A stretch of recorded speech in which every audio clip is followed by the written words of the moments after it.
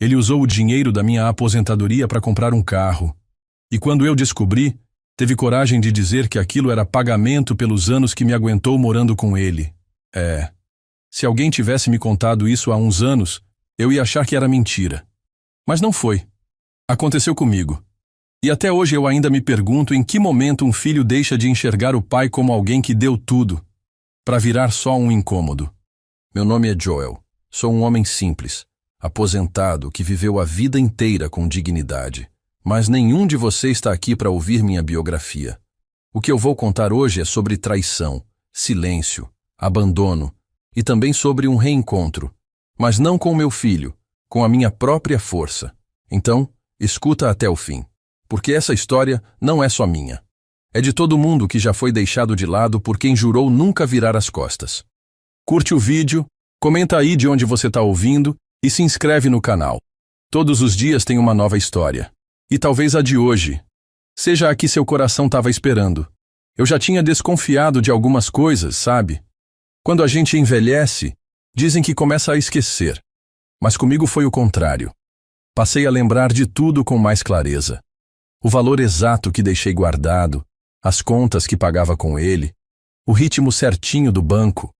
Eu podia até não ter mais a força que tinha nas mãos, mas minha cabeça ainda era a mesma que calculava frete, recebia nota fiscal e fazia conta de cabeça no balcão da borracharia. Sim, eu fui borracheiro por quase 50 anos. Comecei menino, ajudando num posto na beira da estrada, e quando vi já tinha virado referência no bairro. O povo me chamava de Seu Joel, e a borracharia era quase uma extensão da minha casa. Tinha café, pão velho, uma cadeira quebrada que eu nunca consertei e muita conversa com quem parava ali para trocar um pneu e acabava desabafando a vida inteira. Não vivi de luxo, vivi de suor. Nunca tive carro próprio, nunca viajei para longe, nunca pedi nada a ninguém. Criei meu filho sozinho depois que a mãe dele foi embora. Isso ele parece ter esquecido. Gabriel era tudo para mim. Eu acordava de madrugada, pegava o busão, voltava à noite com os dedos duros de graxa e dor, mas sempre passava na padaria para levar um pão doce para ele. Fiz isso até ele crescer, virar homem, e aparentemente esquecer de tudo isso.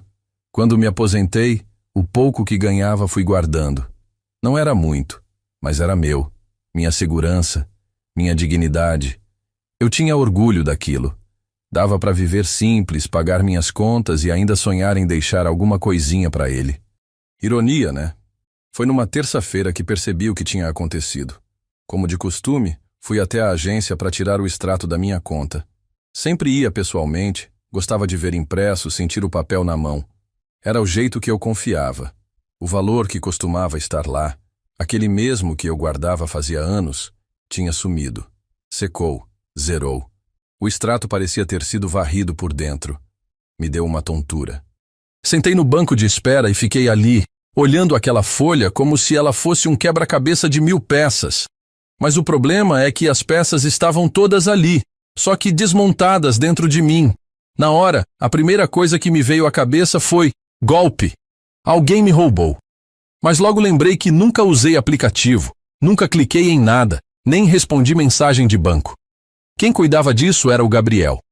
Ele dizia que era mais fácil, que hoje tudo era digital. Que se eu confiasse nele, ele cuidava de tudo. Dei minha senha, meu cartão, minha confiança, tudo. Porque era meu filho, meu sangue. E no fundo, porque eu achava que ele ia fazer o que era certo. Peguei o ônibus para o bairro dele ainda com o extrato amassado na mão. No caminho, fui lembrando de tudo. A escola onde levei ele pela primeira vez. O hospital onde passei noites quando ele teve pneumonia. O ponto onde esperava ele sair do cursinho à noite. Gabriel era o tipo de menino que dava orgulho. Inteligente, vivaz, mas também começou cedo com a mania de achar que o mundo devia algo a ele. E mesmo assim, eu sempre passei pano. Porque pai é isso, né? A gente desculpa. A gente ama mesmo quando não entende. Quando ele abriu a porta, parecia surpreso. Perguntou se estava tudo bem. Respondi. A gente precisa conversar. Entrei, sentei no sofá. Ele ofereceu café. Recusei. Tirei o extrato do bolso, desamassei, Entreguei na mão dele. Ele leu, coçou a barba, suspirou e não negou. Disse, com a maior naturalidade do mundo: usei para comprar meu carro. Achei que estava mais do que na hora. O sangue me fugiu da cara. Minha garganta travou. Antes que eu conseguisse reagir, ele completou, com aquela frieza de quem troca pneu furado: pai, vamos ser sinceros? Esse dinheiro aí foi só um pagamento, pelo tanto de anos que eu te aguentei morando aqui. Ali, meu mundo virou poeira. Eu não chorei. Eu não gritei. Mas eu morri um pouco por dentro. Como pode? O mesmo menino que dormia deitado no meu peito quando tinha pesadelo, agora me dizia que conviver comigo foi um fardo. Que usar o que era meu, o que eu suava para juntar, foi um acerto de contas. Eu criei ele com o pouco que tinha. Dividia meu prato quando não dava para dois. Dei cama quando ele voltou sem rumo. Aguentei até os gritos, as grosserias, os esquecimentos, sempre com o coração aberto. E agora ele me dizia isso. Eu levantei devagar. Ele ficou me olhando com aquele jeito de quem já se acostumou com o próprio egoísmo. Eu só disse: obrigado por me mostrar quem você é. Agora eu sei. E fui embora. Caminhei devagar, tentando não chorar, tentando manter a postura. Mas quando dobrei a esquina, desabei. As lágrimas vieram sem aviso, pesadas, silenciosas, doídas. Cheguei em casa sem lembrar o caminho. Me joguei na cadeira da cozinha e fiquei ali, olhando para a parede, tentando entender quando foi que meu amor virou peso, quando foi que meu filho deixou de me ver como pai. Naquele dia, eu decidi uma coisa: não ia mais implorar carinho, nem de filho, nem de ninguém. A vida inteira fui o homem que segurou o mundo para não deixar ninguém cair. Agora era hora de segurar a mim mesmo. Então escuta até o fim. E se essa história mexer contigo, comenta aí de onde você está ouvindo e segue o canal. Todos os dias tem uma nova história que talvez fale direto com o seu coração. Depois daquele dia, o silêncio virou parte da casa. Um silêncio pesado, espesso, que não vinha só da ausência de vozes, mas da ausência de sentido. Eu acordava, fazia meu café preto na chaleira velha, sentava na cadeira da cozinha e encarava a parede como quem espera alguma coisa que não sabe se vem. A conta vazia, o bolso mais ainda. Mas não era isso que mais doía. O que me machucava de verdade era o sentimento de que meu amor tinha sido usado como moeda. Como se tudo o que eu dei tivesse virado um tipo de crédito que ele agora achava que podia sacar, gastar e jogar fora. Os dias passaram devagar. Eu comecei a evitar sair. Não tinha mais disposição para conversar com ninguém, nem vontade de ouvir aquele tipo de conselho que só machuca mais. Ah, mas ele é seu filho, dá um tempo que ele volta. Pai é pai, filho é filho e família é sagrada. A verdade é que ninguém sabia o que era escutar o próprio filho dizer que o suportou como se fosse um peso, e não tinha oração, nem ditado de sabedoria popular que curasse esse tipo de ferida. Naquela mesma semana, eu fui até a agência de novo. Pedi ajuda do gerente, um rapaz novo, educado, que ficou desconcertado quando viu os saques. Ele puxou o extrato detalhado e me mostrou. O dinheiro saiu em 3 transferências feitas pelo aplicativo no celular. Uma delas, no valor exato do carro que meu filho estava dirigindo. Outra, dias depois, para pagar o IPVA. E a terceira, para uma conta de restaurante. Dessas que a gente só vê em foto, porque nunca teria coragem de entrar. Ele tentou ser gentil. Disse que poderia abrir uma contestação, que talvez houvesse alguma chance de reversão. Mas aí perguntou se eu tinha autorizado alguém. Eu não consegui mentir. Disse que era meu filho, que tinha a senha, que eu confiava. Ele me olhou com pena. Aquele olhar de quem não tem coragem de dizer: o senhor foi passado para trás por quem mais confiava. Voltei para casa com aquele papel novo na mão, mais frio que o primeiro. E no meio do caminho, vi o reflexo da minha imagem numa vitrine. Era como se eu não me reconhecesse. Um velho de camisa puída, ombros curvados, com a alma derrubada. E ali, olhando para mim mesmo, eu lembrei de uma frase que meu pai dizia quando eu era novo. Cuidado com quem você carrega no colo, que um dia pode te empurrar da cadeira. Na época eu achava exagero. Hoje, parecia profecia. Fiquei uma semana sem falar com ninguém. Nem com a moça da padaria, que sempre puxava conversa, nem com o seu Osório da venda, que toda manhã me chamava para jogar conversa fora. Era como se eu tivesse ficado menor. Não em altura, mas em presença. Não queria que ninguém soubesse o que eu tinha passado. Vergonha? Talvez. Mas também era dor demais para explicar em voz alta. Foi numa dessas manhãs silenciosas que decidi abrir o velho armário onde guardava minhas coisas antigas. Enfiei a mão lá no fundo e puxei uma caixa que não abria fazia tempo. Dentro tinha foto, papel velho, lembrança. Peguei uma carta que o Gabriel me escreveu quando tinha 8 anos. Pai, você é meu herói. Um dia vou te dar um carro bonito e te levar para ver o mar. Li aquilo e tive que me apoiar na beirada da pia para não cair. Aquele menino se perdeu. Eu não sei onde, nem quando. Mas eu sei que perdi ele. Depois daquele dia, passei a acordar mais cedo. Comecei a escrever num caderno velho, só para organizar a cabeça. Lembrei de um conselho da dona Elza, uma vizinha antiga, que dizia que quando a alma dói, a caneta ajuda. E ajudou.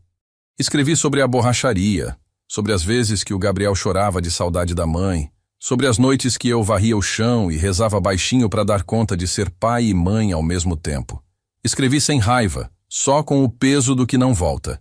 E um dia, enquanto eu escrevia, alguém bateu palmas no portão. Achei que fosse engano. Levantei devagar, olhei pela janela, e meu coração deu um salto estranho. Era ele, o Gabriel. Camiseta bonita, cabelo penteado, óculos escuros na cabeça. E do lado de fora, o carro. O carro que ele comprou com o meu dinheiro. Meu sangue ferveu, mas a alma congelou. Ele me olhou por um tempo. Não falou nada, nem pediu para entrar. Só disse: Pai, eu vim devolver a chave. Estendeu a mão com o chaveiro pendurado. O carro é seu, eu não quero mais. E ficou esperando alguma reação. Eu não disse nada. Só fiquei olhando. Ele baixou os olhos e completou. Me multaram, bateram no carro, tô cheio de dívida. E acho que fiz besteira. Disse isso e ficou parado, com aquele ar de quem pede desculpa sem ter coragem de pedir de verdade.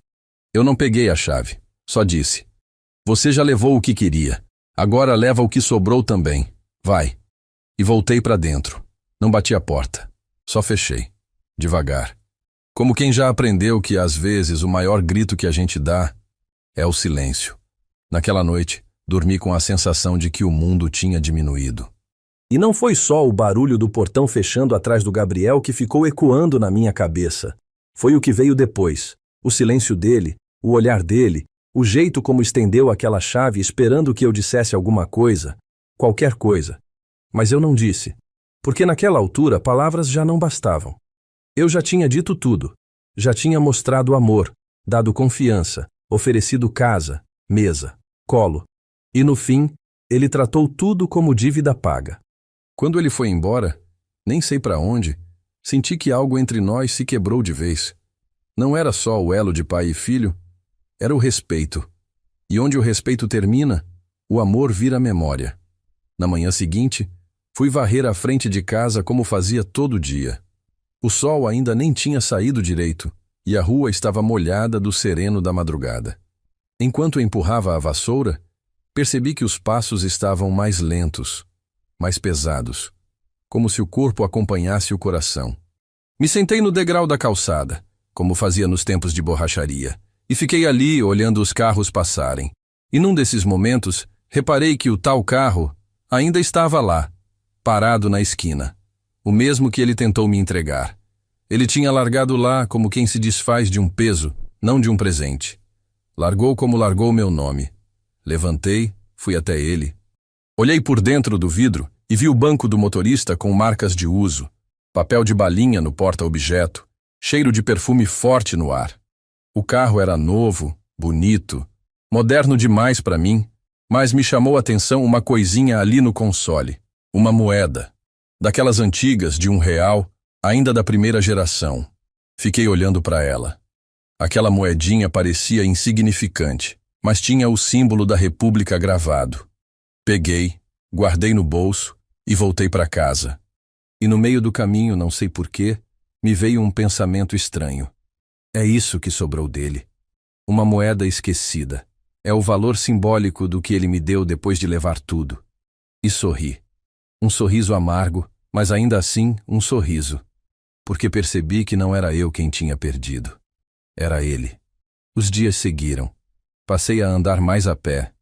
Evitava ir até o centro, onde me encontravam e perguntavam do Gabriel. Sempre que perguntavam dele, eu dizia: tá vivendo a vida dele. Não mentia. Só não explicava. Porque tem coisa que a gente não precisa dividir com quem não viveu. E a vergonha maior não era de ter sido enganado. Era de ter amado tanto alguém que me tratou como peso. Num sábado à tarde, fui até a venda do seu Osório comprar sabão em barra. Enquanto ele cortava o pedaço para mim, perguntou se eu tinha visto a filha dele, que vinha visitá-lo só nos feriados. Disse que ela estava morando longe, mas sempre ligava. E me disse assim: sabe, Joel, filho distante ainda é presença quando lembra da gente. O que não dá é filho perto que esquece que o pai respira. Aquilo me pegou de jeito. Fiquei com a frase na cabeça o resto do dia. Cheguei em casa, sentei na cadeira da sala, abri meu caderninho e escrevi: filho que esquece não é o que foi embora. É o que ficou do lado e fingiu que a gente não existe. E escrevendo isso, olhei de novo para a moedinha. Estava na mesinha ao lado da poltrona. Era tão pequena, mas me lembrava todos os dias do que sobrou, do que ficou. Naquele mesmo final de semana, recebi uma visita inesperada. A Júlia, neta do meu vizinho, apareceu na minha porta com um prato de pão de queijo que ela mesma tinha feito. Disse que lembrava de mim ensinando ela a encher pneu da bicicleta quando era pequena, que nunca esqueceu o jeito como eu falava com paciência. Ela agora era moça, uns 20 e poucos anos, estudando enfermagem. Sentou na varanda e ficou conversando comigo, e pela primeira vez em muitos dias eu sorri com vontade, porque alguém lembrou de mim por carinho, não por obrigação. E isso vale mais que qualquer carro novo. Ela perguntou se eu tinha filhos. Eu engasguei um pouco, mas respondi: tive, ainda tenho. Mas hoje é como se ele morasse em outra frequência. Ela entendeu. Não perguntou mais. Só ficou ali, falando da vida, dos estudos, dos pacientes idosos que ela cuidava no estágio. E eu pensei: olha só, o mundo ainda tem gente boa, ainda tem afeto gratuito, ainda tem memória que cura. Antes de ir embora, ela disse: seu Joel, posso voltar outro dia para conversar mais? E eu disse: pode sim, menina. Aqui sempre tem cadeira e café. E depois que ela foi embora, fiquei olhando o portão por onde ela saiu. Tão diferente do que aconteceu com o Gabriel. Ela saiu com leveza. Ele saiu com culpa. E ali, naquele dia, com a casa em silêncio de novo, eu entendi uma coisa. Às vezes, quem a gente cria para carregar o nome, esquece da essência. E quem a gente ensina por acaso, leva a gente no coração para sempre. Na segunda-feira de manhã, acordei mais cedo do que o costume. Era como se algo dentro de mim tivesse mudado durante a noite. O corpo ainda doía, o peito ainda pesava, mas havia uma coisa diferente. Vontade. Não uma vontade alegre, dessas que a gente sente quando ganha abraço de neto ou recebe notícia boa. Era uma vontade silenciosa, madura, como se o coração tivesse cansado de esperar por milagres e tivesse decidido agir com o que ainda restava. Levantei, fiz meu café, rezei baixinho olhando para o teto, e depois encarei o espelho do banheiro como se estivesse me despedindo do velho que eu era até ali. Fui até a rua, olhei para o carro ainda parado na esquina. Ninguém mexeu, ninguém tocou. Aquilo me dizia tudo. O Gabriel realmente largou. Deixou ali, como quem abandona uma caixa vazia depois de ter tirado o presente. A chave ainda estava onde ele deixou, em cima da mesinha da sala. Peguei, respirei fundo e fui até o carro. Entrei. O cheiro dele ainda estava no estofado. E pela primeira vez, sentei naquele banco como dono. Só que não era o carro que me interessava. Era o que ele representava. Um fim. E talvez um recomeço. Abri o porta-luvas, encontrei os documentos. Estavam todos no meu nome. Isso ele fez. Talvez por medo de ser pego, talvez por costume, talvez por ainda achar que tudo era dele, mesmo quando era meu. Olhei em volta. Tudo novo, moderno. cheio de botão. Mas o que mais me chamou a atenção foi um papel amassado com o orçamento de uma concessionária. Ele tinha planejado tudo, até a cor do carro, mas não planejou o depois. Dirigiu o carro até o centro devagar, sentindo o volante leve demais para quem passou a vida com calo nas mãos. Estacionei em frente à papelaria do Miro, velho conhecido dos tempos da borracharia. Entrei, pedi para ele fazer um cartaz simples. Vende-se, carro novo, direto com o dono. Ele olhou surpreso.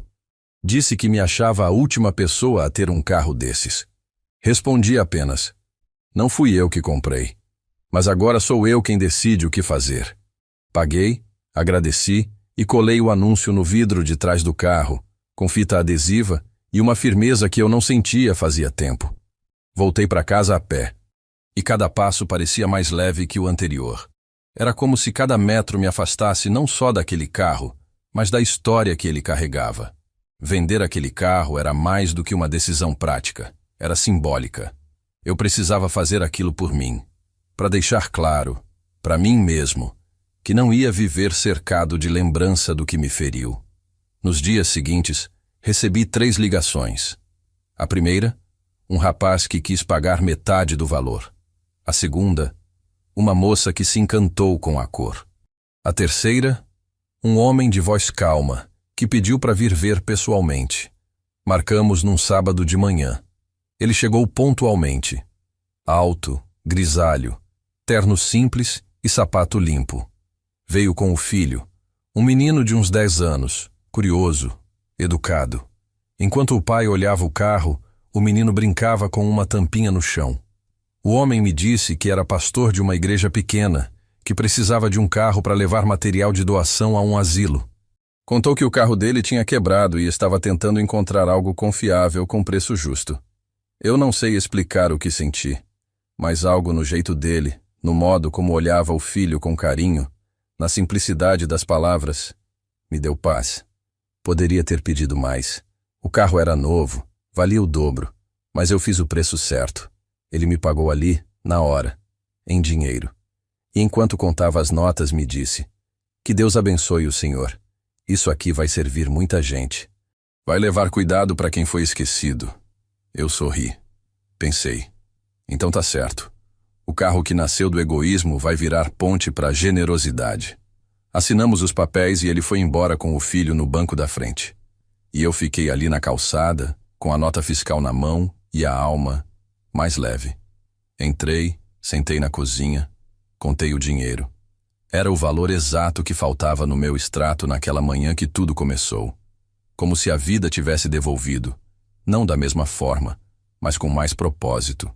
Peguei o caderno e escrevi: tudo que é tirado à força, um dia volta.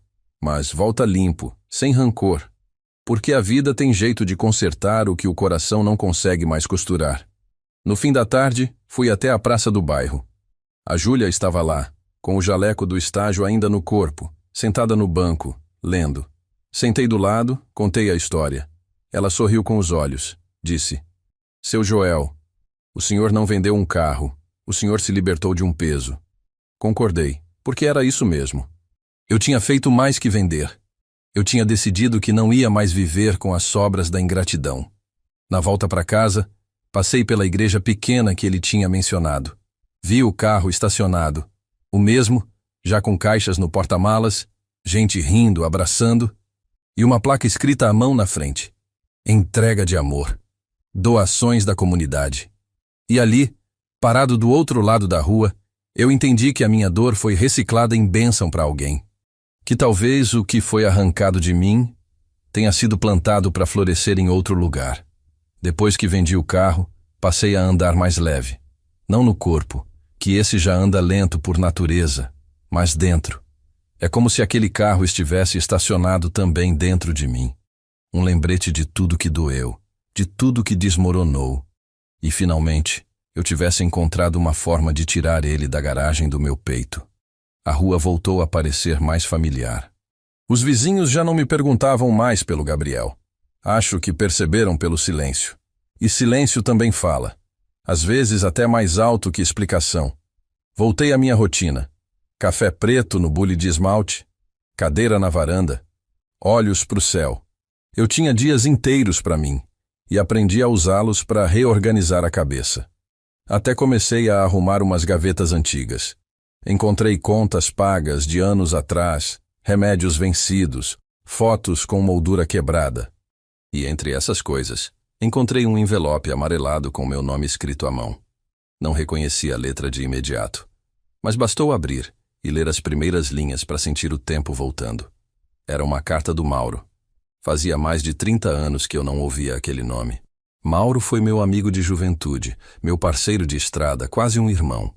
Trabalhamos juntos num entreposto de borracha no interior do estado, dormíamos em rede, dividíamos o pão com sardinha e os sonhos que a gente nem sabia se ia alcançar. Ele era daqueles sujeitos que falava pouco, mas quando falava, dizia coisa que ficava.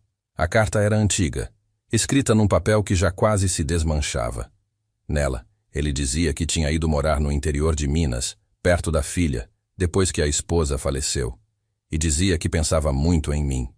Que queria ter mandado notícias antes, mas não sabia se eu ainda estava no mesmo endereço. Terminei de ler a carta com o coração apertado. Fiquei um tempo olhando para o nada, lembrando dos dois sentados numa pedra depois de um dia puxado de trabalho, tomando tubaína quente e falando das nossas famílias. Lembrei da risada dele, do jeito que me dava tapa nas costas quando a gente brigava por besteira. E uma coisa me bateu. Naquele tempo, eu me sentia visto. Não como pai, não como provedor, não como homem velho, mas como pessoa, como alguém que era bom só por existir. Peguei o telefone velho e fui direto pro Google. Joguei o nome da cidade e, para minha surpresa, encontrei o nome dele na lista de voluntários de um grupo de ajuda comunitária. Tinha um número.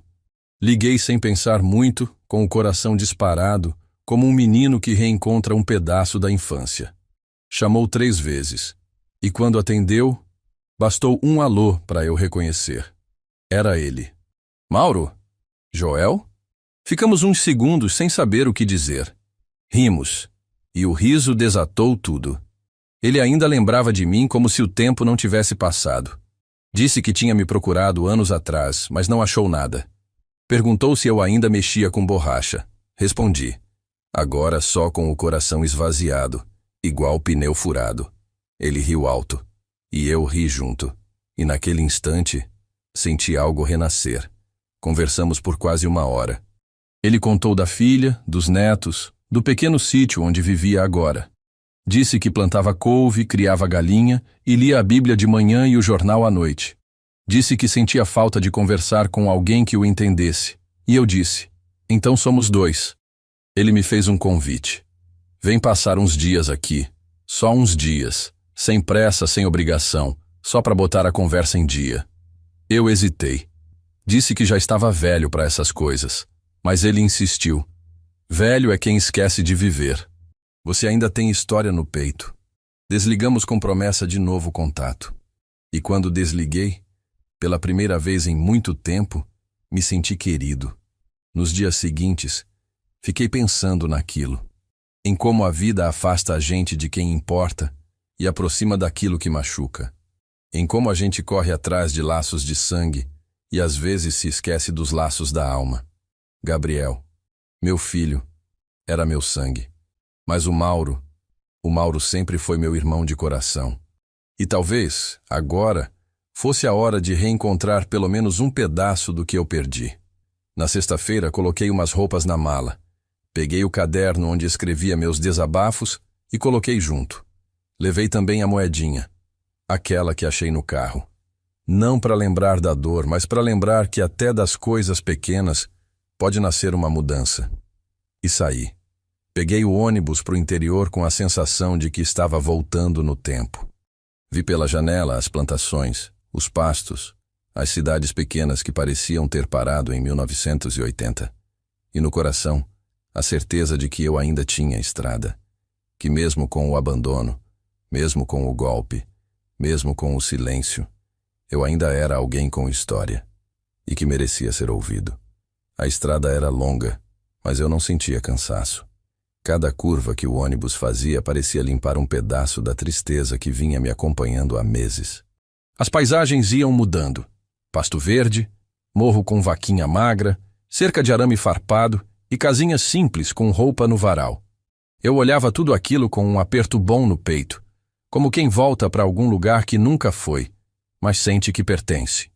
O banco do ônibus era desconfortável, mas minha alma estava num lugar mais leve. Eu estava indo ao encontro de uma parte de mim que eu nem lembrava que existia. Cheguei no final da tarde. A rodoviária era minúscula, uma casinha com telhado velho e chão de cimento grosso. Desci com a mala na mão e o coração batendo como nos tempos de juventude. E lá estava ele, de camisa xadrez, boné desbotado e um sorriso que o tempo não apagou.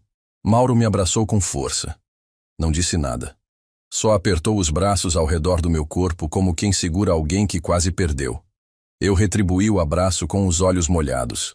Era como voltar no tempo. Como se a gente tivesse 20 e poucos anos de novo, só que agora com os cabelos brancos contando outra história. Fomos a pé até a casa dele. Uma casinha simples, com varanda de cimento e 2 cadeiras de madeira gasta. No quintal, galinhas soltas e um pé de limão carregado. O cheiro de mato molhado, o som dos grilos e o silêncio da roça me fizeram respirar fundo, como se meu peito abrisse depois de muito tempo fechado. Entramos. Ele me mostrou o quarto arrumado com um lençol limpo e uma toalha dobrada em cima da cama. Me tratou com um carinho que só se encontra na amizade verdadeira. Sentamos na varanda, como nos velhos tempos. A cadeira ao lado da dele tinha o nome da esposa gravado nas costas. Lúcia, escrito com ferro quente. Ele contou que ela tinha partido fazia 5 anos, dormindo tranquila, sem dor. Apontou para a cadeira e disse: ela sentava aqui toda a tarde para ver o pôr do sol. Desde que ela se foi, ninguém mais ocupou esse lugar. Eu entendi o que ele quis dizer. Alguns vazios são intocáveis. Conversamos até tarde. Relembramos histórias da estrada, das confusões no entreposto, das noites em que a gente fazia café em lata de óleo e contava piada para espantar o medo da solidão. Falamos dos filhos, das escolhas erradas, das coisas que a gente carregava no peito e não tinha com quem dividir. E ali, sob as estrelas e com a brisa morna da noite, eu senti que estava no lugar certo. No segundo dia, saímos cedo para visitar a feirinha da cidade. Todos conheciam o Mauro. Ele era respeitado, querido. Paravam para falar com ele, ofereciam doce, puxavam assunto. Ele me apresentava como meu irmão de vida. E aquilo me tocava de um jeito que nenhuma outra palavra tocava fazia tempo. De noite voltamos com sacolas de fruta, queijo e um pote de doce de leite que comemos com colher sentados na varanda. Foi ali, com o sol se pondo atrás do morro, que ele me disse algo que me desmontou. Com a voz baixa, sem olhar diretamente para mim, ele falou: Joel, eu quase morri ano passado. Infarto. Fiquei dias internado. E achei que não ia sair daquela cama. Foi aí que escrevi aquela carta que você achou. Eu precisava dizer para alguém que a vida foi boa comigo, que mesmo com as perdas, ainda valeu a pena. Eu fiquei quieto, o coração apertado. Olhei para ele e vi o cansaço nos olhos, mas também uma paz que eu invejei. Uma paz de quem fez as pazes com a própria história. Naquela noite, depois que ele foi dormir, eu fiquei na varanda, sozinho. O céu estava limpo, cheio de estrela. A cadeira da Lúcia ainda estava ali, vazia, firme. E eu pensei, quantas coisas a gente deixa para depois? Quantas conversas que a gente acha que vai ter amanhã, mas não tem? Quantos abraços que a gente economiza como se amor tivesse prazo de validade? A imagem do Gabriel voltou à minha mente, mas dessa vez, não com raiva. Veio como lembrança. Como um ponto final que talvez um dia vire vírgula. Antes de voltar para minha cidade, Mauro me deu um presente. Um envelope com uma foto nossa, tirada num dia qualquer na borracharia. Ele escreveu atrás: para lembrar que ainda existe gente que te vê de verdade. Eu segurei aquela foto como se fosse ouro, porque era. Na despedida ele me disse: não demora para voltar, viu? Amizade também precisa de presença. E eu respondi: pode deixar. Agora que lembrei de mim, não vou me perder de novo. Voltar para casa depois daqueles dias com o Mauro foi mais difícil do que eu imaginava. Não porque a viagem fosse longa, mas porque o coração queria ficar. A casa dele tinha cheiro de verdade, de tempo vivido com simplicidade, de paz feita com as próprias mãos. Aqui, no meu canto, as paredes voltaram a parecer mais frias. A cadeira da cozinha estava onde sempre esteve, mas o silêncio nela pesava diferente agora. Eu tinha provado um pouco de cura, e quando a gente volta do lugar onde foi acolhido, tudo o que era normal passa a parecer meio torto. Desfiz a mala devagar. Guardei a foto que o Mauro me deu na gaveta do criado mudo, junto com a moedinha que encontrei no carro. 2 lembranças pequenas, mas carregadas de significado. Uma do que fui, outra do que sobrou. E foi nesse processo que ouvi o celular vibrar. Era raro alguém mandar mensagem. Quase ninguém sabia usar meu número, e eu mesmo não respondia muito. Mas dessa vez, era ele. Gabriel. O nome dele acendeu na tela como um alerta. Meu coração deu um pulo contido. Abri a mensagem com a mão trêmula, tentando me preparar. E o que li foi pior do que qualquer acusação. Pior do que qualquer desculpa mal feita. Oi, pai. Tô escrevendo porque me arrependi de algumas coisas. Queria conversar. Quando puder, me chama. Simples assim. Sem vírgula, sem peso, sem nome, sem nada. Uma mensagem jogada, como quem estica a rede e espera pescar alguma coisa. Aquilo me deixou mudo por minutos. Me sentei. Reli. 1, 2, 3 vezes. Não havia pedido de perdão. Não havia reconhecimento. Havia apenas uma tentativa vaga de reaproximação, agora que ele tinha perdido tudo. De repente, a lembrança da frase dele no dia do extrato veio como faca. Foi só um pagamento, pelo tanto de anos que eu te aguentei morando aqui. Aquela frase ainda ecoava nos cantos da casa. Ela ainda existia, estava viva dentro de mim. Não era coisa que sumia com uma mensagem curta de celular. O perdão é coisa séria. Não é uma chave que se gira sem sentir o trinco. E naquela hora, entendi que talvez ele quisesse apenas aliviar a própria culpa e não curar a ferida que causou. Era um gesto raso, e eu estava fundo demais. Não respondi. Fui caminhar. Andei por ruas onde ninguém me reconhecia, e isso foi bom. Passei pela praça onde Gabriel brincava de bicicleta. O banco onde sentei com ele para ensinar o que era certo e errado. Me sentei ali de novo, sozinho, anos depois. E enquanto observava o chão cheio de folhas secas, entendi que o tempo tem seu próprio jeito de dizer as coisas. Algumas árvores perdem as folhas, sim, mas não perdem a raiz. Voltei para casa no fim da tarde. Fiz café, peguei meu caderno e escrevi. Tem gente que volta, mas não retorna. Que fala, mas não se comunica. Que pede, mas não reconhece. Perdão não é só palavra, é atitude. E eu aprendi a não me entregar por tão pouco. Guardei o caderno. Sentei na varanda. O céu começava a mudar de cor. E, pela primeira vez, percebi que não precisava de resposta para tudo. Nem de reconciliação imediata. O silêncio também pode ser resposta. E, às vezes, o mais difícil é aprender a não abrir a porta toda vez que alguém bate. Principalmente quando quem bate já entrou antes e quebrou tudo por dentro. No dia seguinte, fui à farmácia pegar meus remédios. A moça do caixa, sempre simpática, disse: Seu Joel, tá mais animado hoje. Viajou? E eu sorri. Respondi só. Fui reencontrar um pedaço de mim. Ela sorriu de volta. E eu senti que, aos poucos, o mundo voltava a girar. No fim do dia, olhei de novo para o celular. A mensagem dele ainda estava lá. E ali mesmo, sem mágoa, sem raiva, apenas com clareza, eu escrevi: Gabriel, espero que você esteja bem. Mas não basta se arrepender. Tem que entender. Tem que sentir. Quando o silêncio que você me deu se tornar dor de verdade no seu coração, talvez a gente consiga conversar de homem para homem. Por enquanto, me deixe em paz. Cuide da sua alma. E enviei. Apaguei o número logo depois. Não por raiva, mas por saúde. Porque aprendi que manter a porta aberta demais faz a gente adoecer de vento. E eu precisava, mais do que nunca, fechar o que me feria para abrir espaço para o que me curava.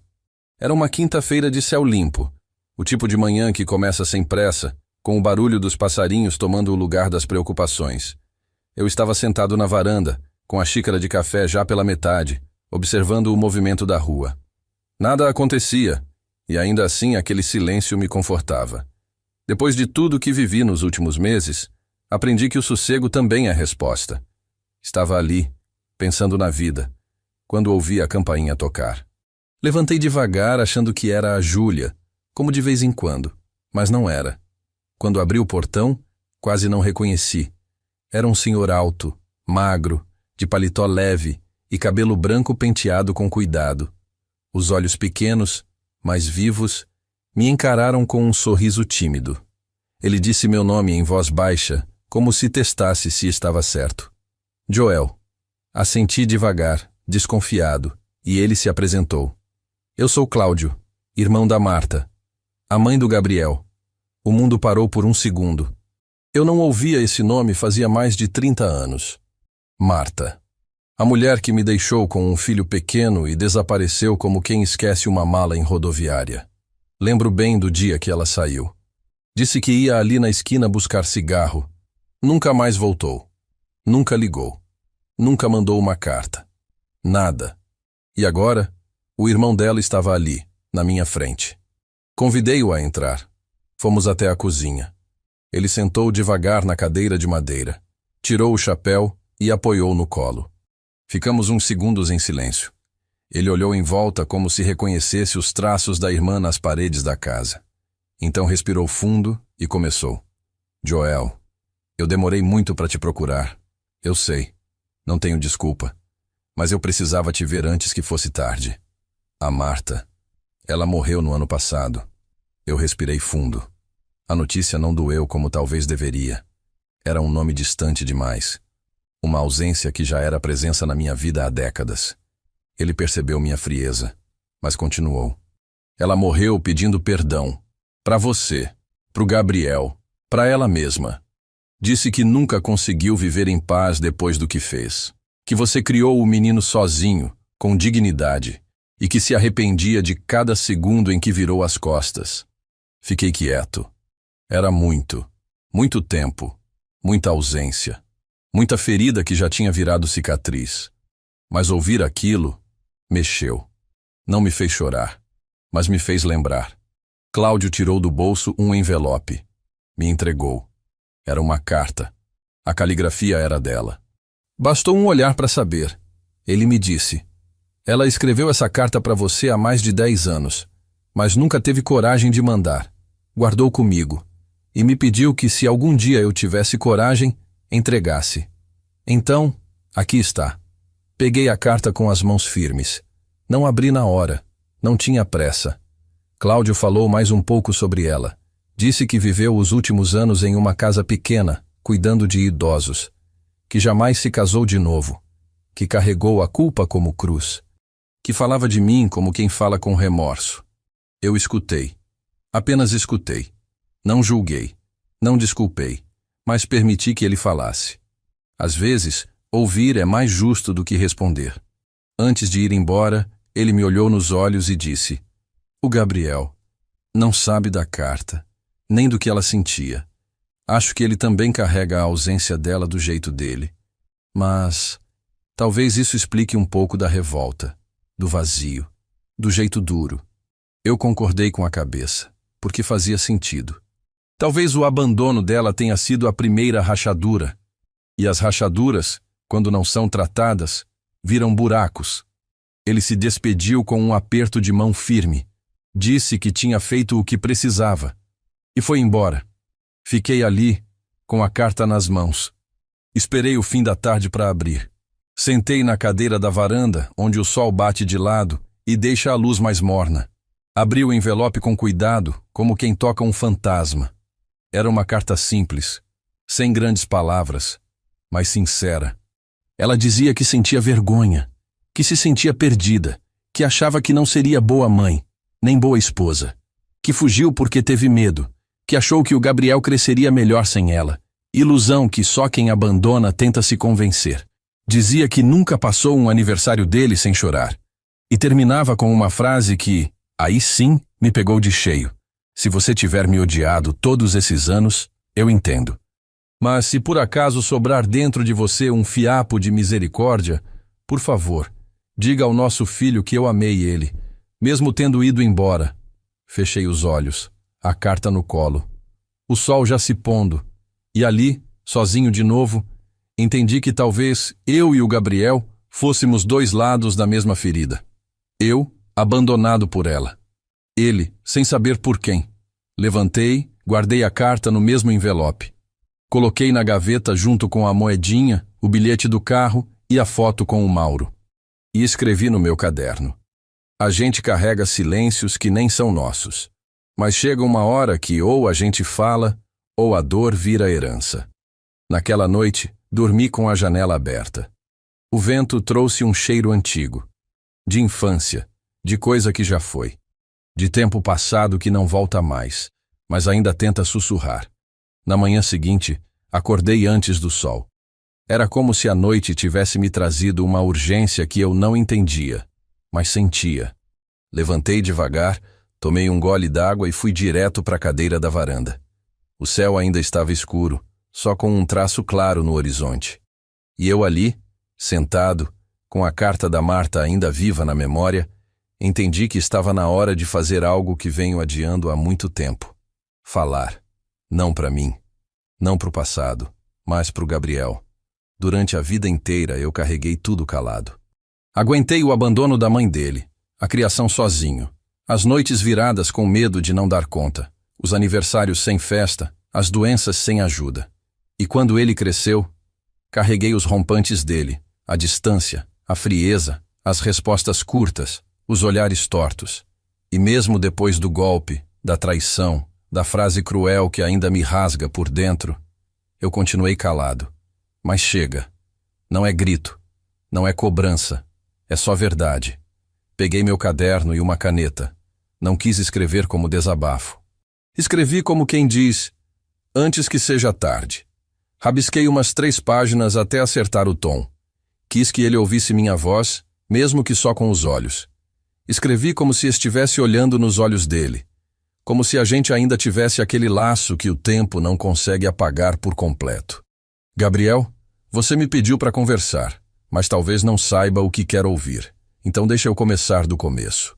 Você foi meu maior susto e minha maior alegria. Quando sua mãe foi embora, eu não sabia nem trocar uma fralda direito. Mas aprendi. Aprendi a dar comida, remédio, carinho, bronca. Aprendi a fazer papel de 2. Acordei de madrugada incontáveis vezes para ver se você estava respirando. Trabalhei com dor nas costas, com fome no estômago e medo no peito, mas nunca deixei faltar o básico. E quando digo básico, não falo só de comida e teto. Falo de presença. Você sempre me teve ali, mesmo quando não queria. A sua adolescência foi dura. Para você e para mim. Você me culpava por coisas que não eram minhas. Pela ausência da sua mãe, pela casa humilde, pelo tênis barato. Eu entendi a sua raiva, mas ela me feria. Mesmo assim aguentei, porque amor de pai é assim. Apanha e volta. Leva soco e fica em pé. Quando você cresceu e começou a achar que eu era um peso, eu já sabia que te perderia. Mas nunca imaginei que seria desse jeito. Você não me roubou só dinheiro. Você me arrancou um pedaço de dignidade. Me fez olhar para mim mesmo e duvidar se fui mesmo um bom pai. Quando você disse que aquele dinheiro era o pagamento por te aguentar, eu vi meu mundo desabar. Porque ali, eu entendi que todo o amor que te dei, você tinha transformado em dívida. Mas agora eu sei. O problema nunca foi o que eu dei. Foi o que você não soube receber. Seu coração, Gabriel, ficou endurecido. Talvez pelo abandono dela, talvez pelas suas escolhas. Mas eu não sou mais responsável por isso. Já tentei de tudo. E se você está lendo isso agora, é porque ainda existe dentro de mim um pedaço que acredita que talvez ainda haja conserto. Eu sou um velho, filho, mas um velho inteiro. Ferido, sim, mas de pé. Não preciso de você para existir. Mas confesso, ainda me dói não poder te chamar de filho com orgulho. Ainda me falta a paz de ouvir um pedido de perdão que venha de dentro, e não de uma mensagem rasa no celular. Então agora é você quem escolhe. Não me procure para aliviar sua consciência. Me procure se estiver disposto a ouvir com o coração, a reconhecer os estragos que causou e, quem sabe, começar uma conversa verdadeira, sem pressa, sem desculpas, mas com alma. Até lá, eu sigo aqui, vivendo, aprendendo, amando o pouco que sobrou, e grato pelo que a vida ainda me deu. Amigos como o Mauro, lembranças boas e a certeza de que eu fui um pai digno, mesmo que você nunca tenha enxergado isso. Com a firmeza de quem não guarda mais mágoa, mas também não esquece seu pai. Dobrei a carta, guardei num envelope branco. Escrevi o nome dele na frente e deixei sobre a mesa. Ainda não sabia se ia mandar. Talvez sim. Talvez deixasse ali, só para mim mesmo. Mas só de escrever, já me senti mais leve. Depois disso, fui até a rua, comprei pão, cumprimentei o seu Osório e a dona Ivone, como de costume. Voltei para casa com a certeza de que fiz o que precisava. Nem sempre a cura vem da resposta do outro. Às vezes ela começa quando a gente diz tudo o que ficou preso por anos. Naquela noite dormi cedo. O corpo cansado, mas a alma menos apertada. E pela primeira vez em muito tempo, sonhei com o Gabriel criança. Correndo no quintal, me chamando de pai com aquela voz leve, limpa, cheia de esperança. Talvez ainda haja tempo, talvez não. Mas agora, não depende mais de mim. Hoje o céu amanheceu diferente. Não por causa do clima, nem do vento, nem das nuvens, mas por dentro. Porque quando a gente aprende a se perdoar, até o céu parece mais claro. Eu acordei com o coração mais leve. Ainda tem marcas, claro. Ainda tem memórias que cutucam, mas já não doem como antes. E isso para mim já é vitória. Fui até a cozinha, preparei meu café como sempre e sentei na cadeira de madeira de frente para a janela. O cheiro do café fresco, o silêncio da casa, o som distante de um rádio antigo tocando modão, tudo isso me abraçava. Senti saudade de mim mesmo, daquele homem que passei a vida tentando ser e que hoje finalmente consigo enxergar com carinho. Fui pai, fui trabalhador, fui homem simples, fui honesto e, apesar dos tropeços da vida, fui inteiro. Depois de tudo, não recebi resposta do Gabriel. E talvez não receba, mas pela primeira vez, isso não me tira o sono. Porque agora eu sei, eu fiz o que podia, falei o que precisava, e se ele um dia quiser encontrar esse pai aqui, ele vai saber onde procurar. Vai saber que não vai encontrar ódio, mas também não vai encontrar ingenuidade. O que vai encontrar é um homem em paz, com rugas na cara e também na alma, mas com a certeza de que viveu com dignidade. Hoje, a Júlia passou aqui com um bolo de milho que ela mesma fez. Sentou comigo na varanda e me contou que passou na prova da faculdade. Vai começar a trabalhar num hospital grande da capital. Me deu um abraço forte e disse: Seu Joel, se eu sou alguma coisa hoje, é por causa do Senhor. Aquilo me emocionou. Porque ela não é sangue, não é filha, não é neta, mas é afeto verdadeiro. E às vezes, o amor mais bonito vem de onde a gente menos espera. Quando ela foi embora, olhei o portão se fechando devagar. E ali, sozinho de novo, eu sorri. Porque entendi que a vida me devolveu amor. Não do jeito que pedi, mas do jeito que eu precisava. Nem tudo que a gente planta cresce no tempo que a gente quer. Mas se a raiz é boa, um dia floresce. Mesmo que demore, mesmo que doa. Peguei meu caderno pela última vez. Escrevi ali o que talvez seja meu último recado. Se você for pai, não espere perfeição. Vai errar, vai chorar, vai ser incompreendido. Mas ame assim mesmo. Porque no fim, o amor que a gente dá sempre encontra um jeito de voltar. E se você for filho, volte. Antes que o tempo feche a porta que você deixou entreaberta por orgulho. Fechei o caderno. Guardei com cuidado. Olhei para a janela e deixei o vento entrar. A vida continua. E eu também. Se essa história falou com você, curte esse vídeo, comenta aí embaixo de onde você está ouvindo e compartilha com alguém da sua família. E se quiser caminhar comigo em outras histórias de vida, se inscreve no canal. Todos os dias tem uma nova que pode te abraçar também. Obrigado por ouvir até aqui. Que Deus te abençoe e que a sua história floresça mesmo que demore.